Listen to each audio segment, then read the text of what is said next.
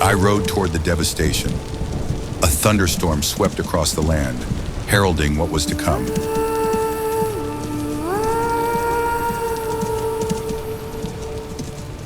My destination lay 30,000 blocks away, several days of travel, but it had to be done.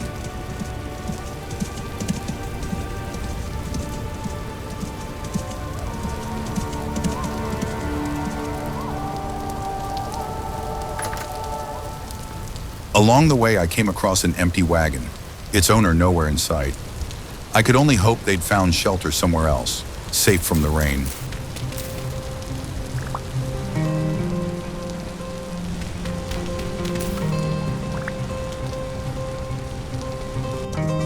The next day brought fairer weather, the storm clouds passing me by in the distance. When weather allowed, I would gladly sleep under the open sky.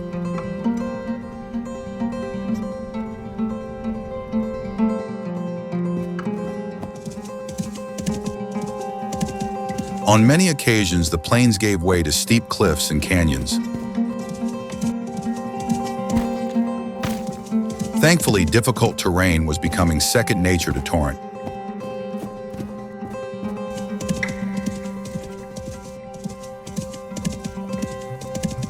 I spotted another wagon high up on an icy mountain. Like the last, it was abandoned, something I had never encountered before, now twice in a row. I feared it had something to do with the devastation.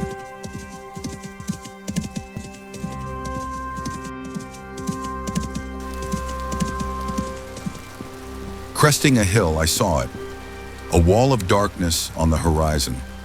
Only then, I began to grasp what I was getting into.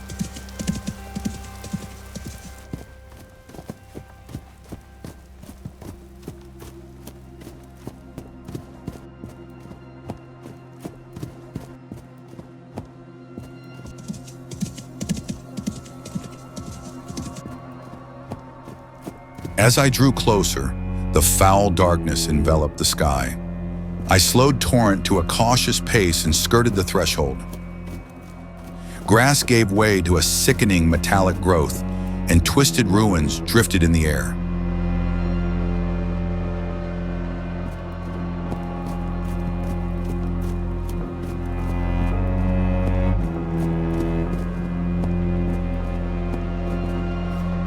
I dared not press further without some precautions. I set up a small perimeter, leaving Torrent and my gear behind, before stepping out in search of the tower. The land was alien, beyond comprehension. This was what awaited beyond the rifts. Somehow it had bled through into our world. As I crept toward the center, the outline of a tower emerged through the haze.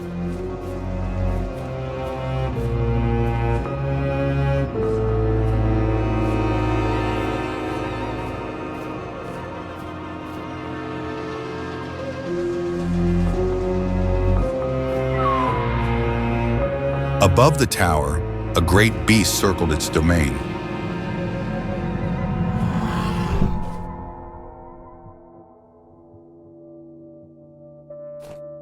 With a blink, it was gone. In that instant, some strange power had awakened inside me. It was like stepping into a memory. The front gate was barred, so I circled to a basement entrance.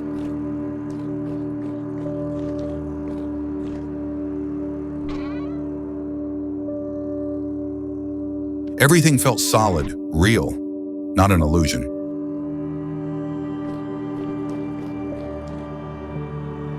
I descended into a maintenance room below the tower. The doors were locked. Then I understood. With another blink, I was back in the present. The doors remained locked, but a crumbling wall revealed another way in.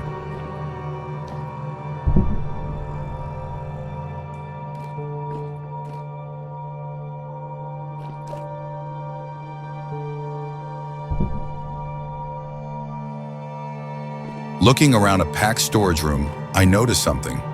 The ability only worked if the space I stood in was free in both timelines.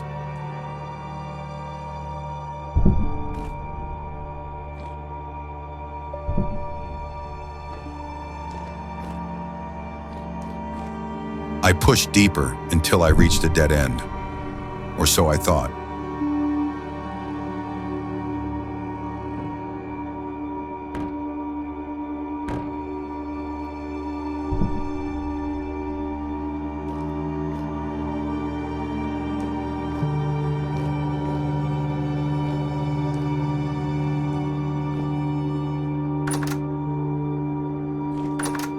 The basement was a maze of cramped rooms and machinery. I searched every passage and closet, desperate for a way forward.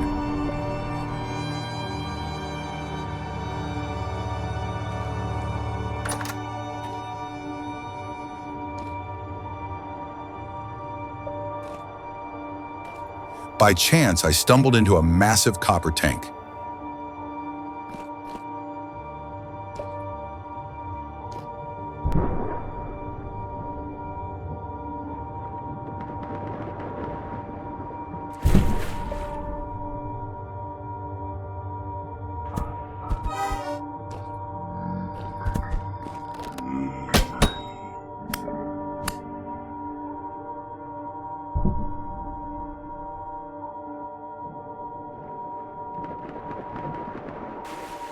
Funneled through a series of ever-tightening passages, I descended further.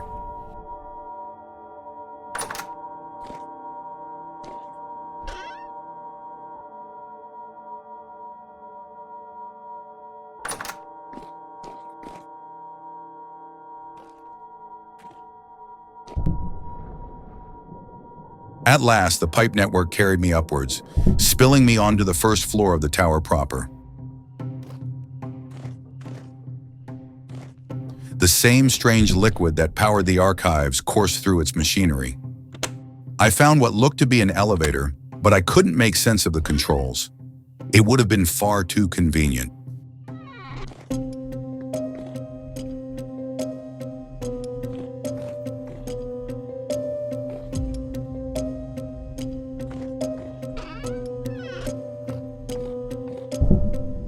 I had grown so accustomed to the past that the present startled me. The tower was thoroughly shattered, its remains suspended in midair, every step dangerous.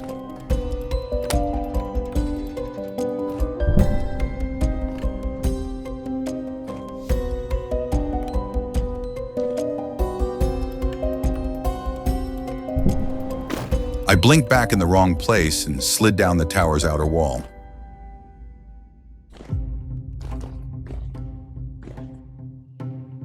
Heart racing, I scrambled for a spot where I could switch back to the present. Another mistake like that would surely break my ankles. From then on, I vowed to stay close to the tower's center when switching.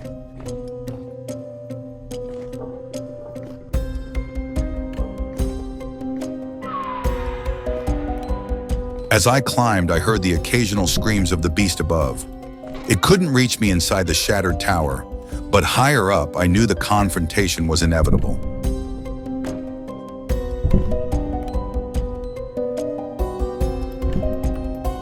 I had found a new temporal gear in the first floor, though I held off using it.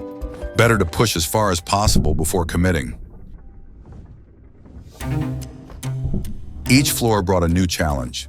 Repeatedly switching timelines was disorienting. One misstep, and I'd be back at the bottom.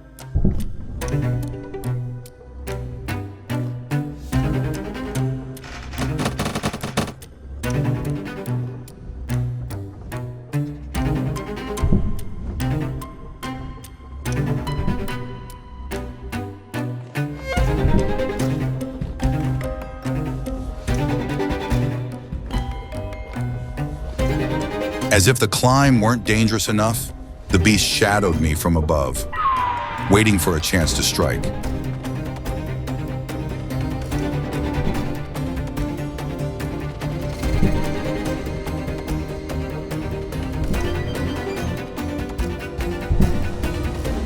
At last, I reached the top floor, a final respite before the end.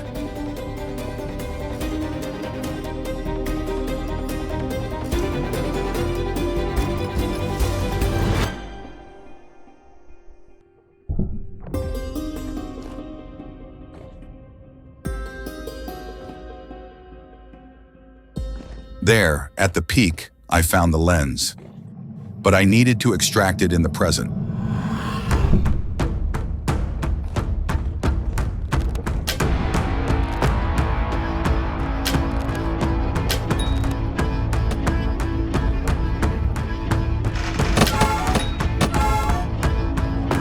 The Mad Crow guarded the lens with fury, diving at me in sweeping arcs, intent on knocking me off the tower.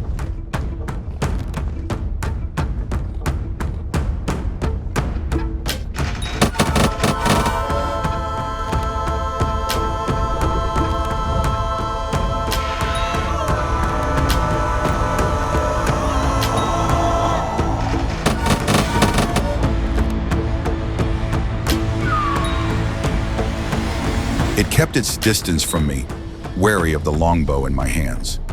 60 arrows was all I had. Every shot mattered. The situation was turning desperate. Then it dawned on me. I was able to blink back to the past at any moment, heal my wounds, then try again. With renewed hope, I continued sending arrows its way.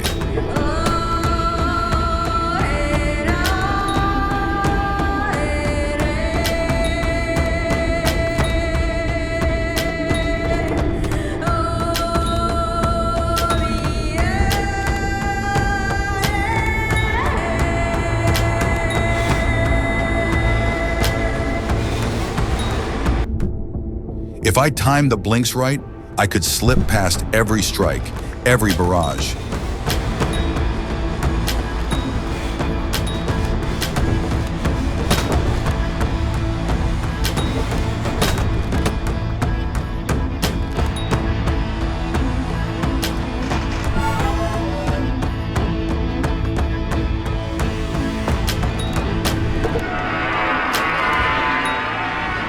With a bone-rattling cry, the beast retreated. The tower was mine.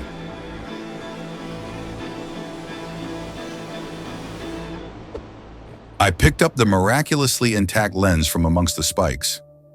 All that remained was to deliver it to St. Tobias.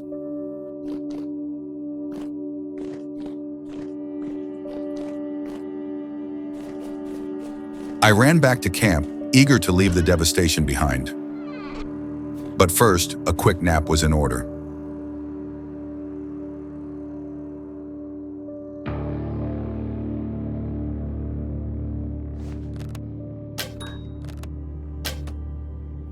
Morning brought no relief. I awoke to the rumble of an approaching temporal storm. Once again, it had caught me at the worst possible time. In a haste, I left the devastation behind and searched for cover. The first ruin I came across would have to do. I shored up the gaps and fortified it just in time.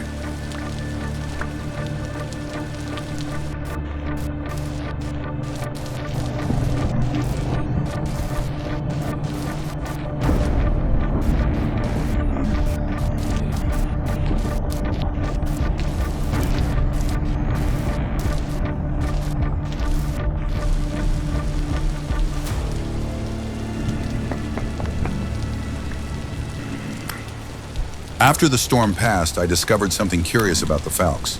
It was able to carve off items from drifters that were still alive. The grisly trick had scored me another temporal gear.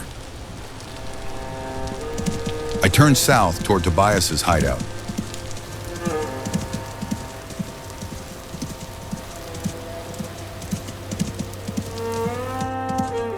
Even though my backpacks were full, I couldn't resist poking around the ruins scattered along the way.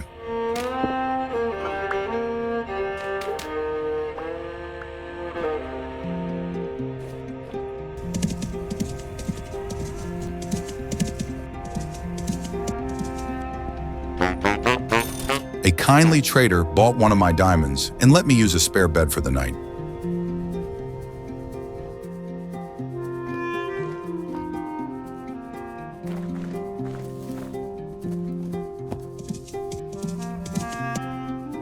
As I was riding out, I found a meteorite half buried in the sand. With all my arrows spent in the fighting, the meteoric iron would be perfect for forging more.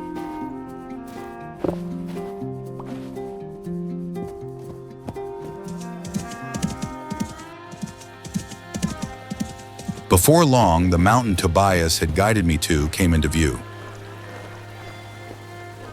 Carved into the stone was a small air shaft. The entrance couldn't be far.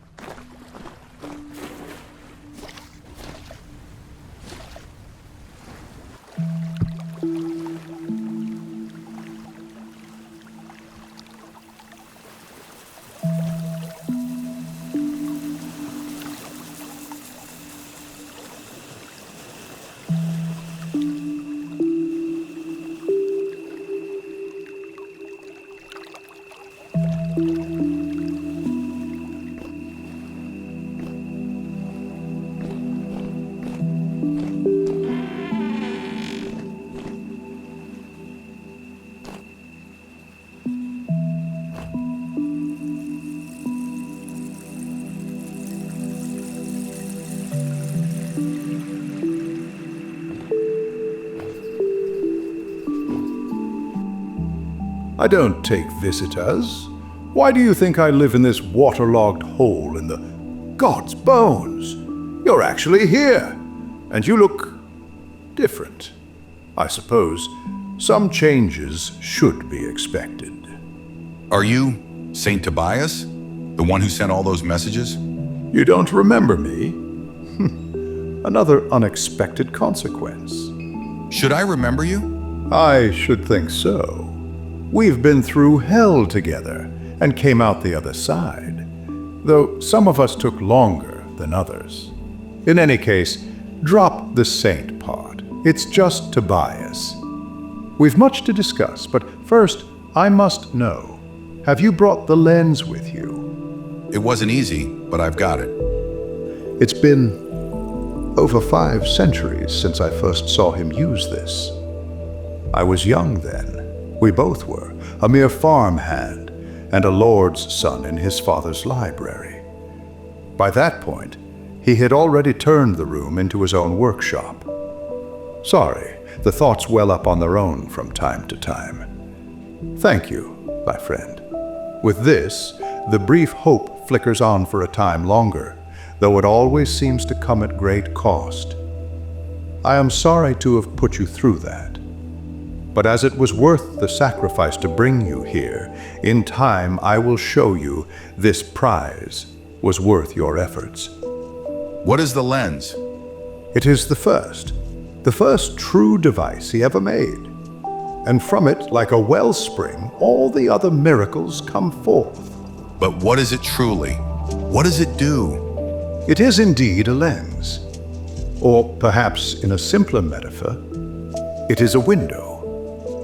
The slightest window to another place, another time. We cannot step through, not yet, but one can peer through and see the strange, inconceivable landscape. The towers, the sheer edges, the metallic, rumbling beasts shifting and moving like clockwork. From there, he stole inspiration. He learned how to use the flux, how to simulate what he had seen, how to change the world. I have peered through it myself. The lens is clouded, dirty, and that world beyond is dark and dreadful. In his time, Jonas said it shone like gemstones. Why was this worth my struggles? We require information, you and I. I know more than you, perhaps, but not enough. Of all the knowledge I have gathered over these centuries, one thing haunts me the most. Our enemy is not finished. It comes for us again, comes to eat the rest of me and the dream we've realized. The rot, my friend.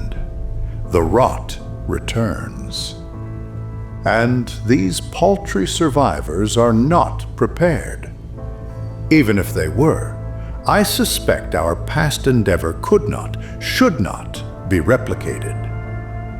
I spent many years searching for the lens, many cold, dark years under the surface and amongst the wreckage. I am no prodigy of science. Much of my life since the old days has been spent tracing what came to Jonas naturally. In the lens, I lean on him once more. I used it to bring you here. Now we will use it to go beyond. What was going on back there in the Devastation? Sorry about all that. I wish it didn't have to happen, but tearing a hole in the world is no simple feat. You tore a hole in the world? Indeed. Have you wondered why you awoke again after all this time? I awoke alone in that dreadful Lazaret. Everyone was gone. The world had shifted. It took me many years to ascertain what happened. Jonas was no help at all. From what I understand, when our grand machine awoke, everything was changed. Those who were nearby were lost, or worse. You and your fellows were lost beyond time, beyond this world. I needed your help, and so I poked a hole that you might leak back through eventually. A desperate gamble, but it paid off. What was that monster? A beloved child. Now I understand the dismay he must have felt, seeing his creations grow strange. That is my arrow, a guardian and companion I created to assist our efforts. She was bound to the tower and lost her mind when the devastation occurred. I grieve for her, but my heart still soars to see her wings in flight. What can you tell me about me? Strangely colored skin. Taller than previously, if I recall correctly. Lack of memory before return. Everything else seems as expected. You're the first I've seen. I wonder, will they all share such features? Or is each instance unique? Back at the tower, I was able to shift through time. You? What? I could slip through to the past and see the tower as it used to be. That is simply unbelievable. And yet, I can see you are not lying. Incredible. It makes a strange kind of sense, though. If my theory holds true, and given your presence here, I believe it does, you and the others were lost beyond our world. Perhaps your time, or lack thereof, spent there has conditioned your body to more easily ignore that which holds the rest of us in place. This is fascinating news. I shall have to consider it at length, but if we can use this unusual ability to our advantage, it may be the key to our success. You're expecting others? I was delirious by the end, but I believe there were many from the underground who were lost but not perished. In recent years, I've heard tell of strange figures walking the lands. Seraphs, they call you. But without seeing one in person, I couldn't separate truth from fairy tale. There were stories of 12-foot giants, watery ghosts, and eyes made of lightning. Who knows how much of that is rampant rumor or vision addled by the storms? Then again, given what we've seen from you, perhaps we shouldn't rule it out. So what happens now? I'll need some time to figure out how to integrate the lens here. It shouldn't take more than a decade or two. Tobias, please. All right. Maybe less. We'll see. Natural philosophy is a delicate process, you know. You'd be surprised how much work goes into making new bits and bobs, let alone maintaining the old ones. In the meantime, here's something for your efforts. Plans for your very own translocator, and a component that will parrot directly to the translocator here. Might save you the trip next time.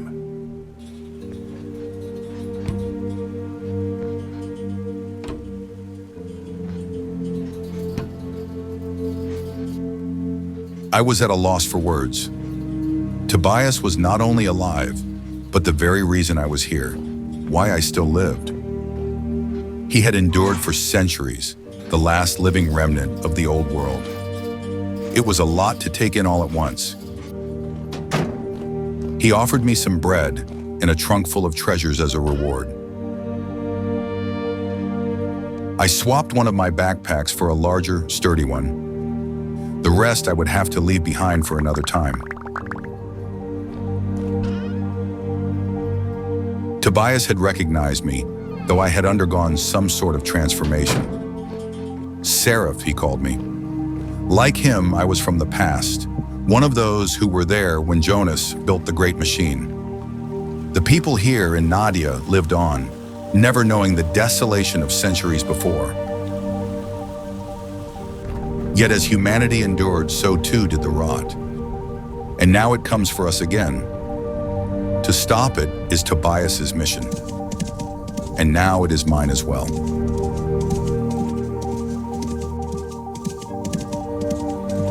The journey home took 4 days. I retraced my initial route, passing familiar ruins and landscapes along the way.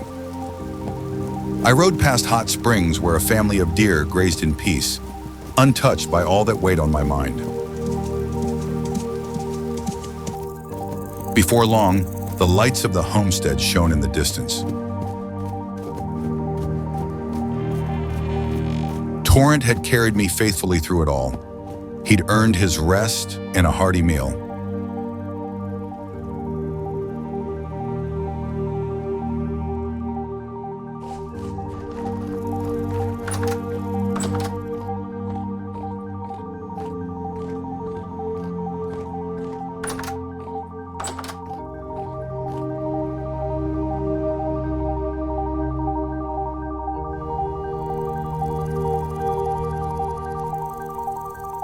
The world was scarred, yet still beautiful. For the first time, I saw it clearly. I had been given the gift of a second chance, a new beginning. As long as I still drew breath, I would do everything in my power to save humanity.